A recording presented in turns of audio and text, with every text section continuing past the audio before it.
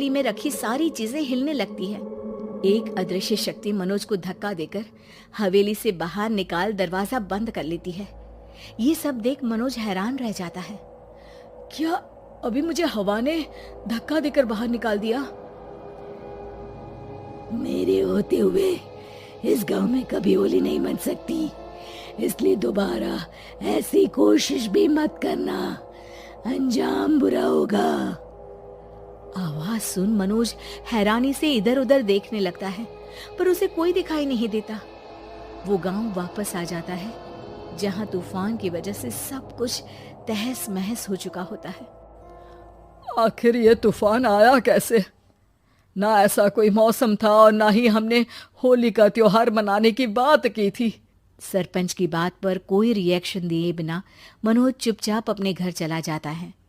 इस तरह देखते ही देखते होली का दिन भी आ जाता है और मनोज रंग लेकर गांव में निकल जाता है, लेकिन गांव पूरी तरह खाली होता है। अरे त्योहार का दिन है, धूमधाम की जगह मातम क्यों मनाया हुआ है? मनोज की आवाज सुन सब अपने घर की खिड़कियां खोल के घर के अंदर से ही उसे वापस जाने के लिए कहने लगते हैं, पर वो किसी की नहीं सुनता।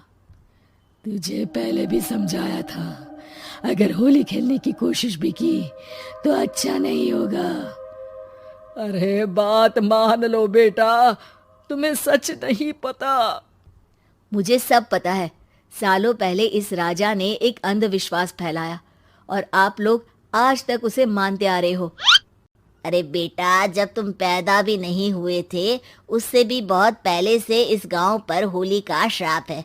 अगर गांव में होली का त्योहार मनाया जाता है तो प्रलय आना पक्की बात होती है। राजा भूषण इस सब में नहीं मानते थे और त्योहार मनाने लगे, जिसके चलते होली वाले ही दिन पहले उनके बेटे की और फिर उनकी मृत्यु हो गई। तभी से गांव की रक्षा के लिए उनकी आत्मा उस हवेली में रह रही है। सबकी बातें सुन मनोज उलझन में पड़ जाता है। सोचना भी मत मनोज, अगर तुमने इस परंपरा को तोड़ने की कोशिश भी की तो उसका परिणाम इस गांव और गांव के लोगों के लिए अच्छा नहीं होगा। मुझे भी यकीन नहीं हो रहा कि आप लोग एक बेतुकी बात को मानकर सालों से रंगों के त्योहार को मातम की तरह मनाते आ रहे हो। मनोज किसी की कोई बात ना मानते हुए पूरे गांव में रंग बिखेर देता है, जिसके तुरंत बाद वहां तूफान के साथ बिजलियां गरजने लगती है। अचानक मौसम में ऐसा बदलाव देख जहां मनोज कंफ्यूजन में आ जाता है, वहीं गांव वाले डर से सहम जाते हैं।